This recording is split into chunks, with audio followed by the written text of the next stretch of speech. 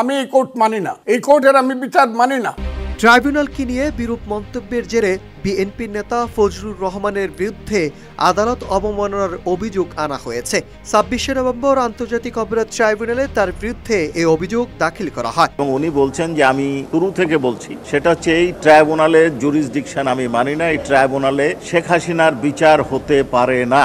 গত ২৩শে নভেম্বর একটি বেসরকারি টেলিভিশনের টক শো অনুষ্ঠানে বিএনপির নেতা ফজলুর রহমান বলেন তিনি ট্রাইব্যুনালের বিচার মানেন না। এ মন্তব্যের পর বিষয়টি নিয়ে শুনানির জন্য আগামী ৩০শে নভেম্বর তারিখ নির্ধারণ করেছে ট্রাইব্যুনাল। প্রসিকিউটর গাজী এম.এইচ. তামিম বলেন ৩০শে নভেম্বর ট্রাইব্যুনালের চেয়ারম্যান উপস্থিতিতে এ বিষয়ে শুনানির দিন ধার্য করা হয়েছে। প্রসিকিউশন জানিয়েছে গত ২৩শে নভেম্বর একটি বেসরকারি টেলিভিশনের অনুষ্ঠানে অংশগ্রহণ করেন বিএনপির নেতা ফজলুর রহমান।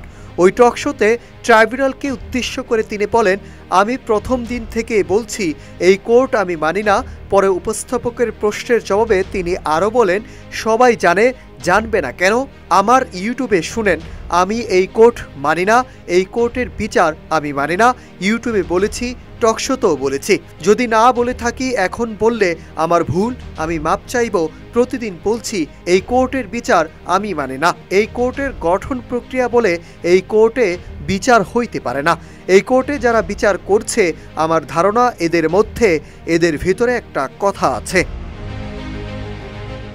এছাড়াও ওই টকশোতে তিনি অনেক মানহানিকর বক্তব্য দিয়েছেন বলে অভিযোগ করে প্রসিকিউশন আরও জানিয়েছে আমরা শুধু কোর্ট নিয়ে তিনি যেটুকু কথা বলেছেন সেটি ট্রাইব্যুনালের সামনে পড়েছি। সেই সঙ্গে পুরো ৪৯ মিনিটের ওই টকশোতে আমরা পেনড্রাইভে করে ট্রাইব্যুনালে দাখিল করেছি।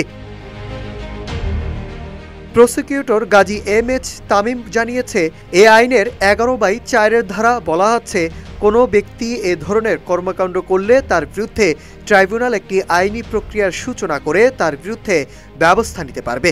এক্ষেত্রে আদালত ১ বছরের কারাদণ্ড ও আর্থিক জরিমানা করতে পারবেন। তবে এই আইনের ৪৫-এ বলা আছে সবকিছু শুরুর আগেই অভিযুক্তকে একটি নোটিশ ইস্যু করে ট্রাইব্যুনালে ডেকে আনতে হবে এবং ট্রাইব্যুনাল তার বক্তব্য শুনবেন।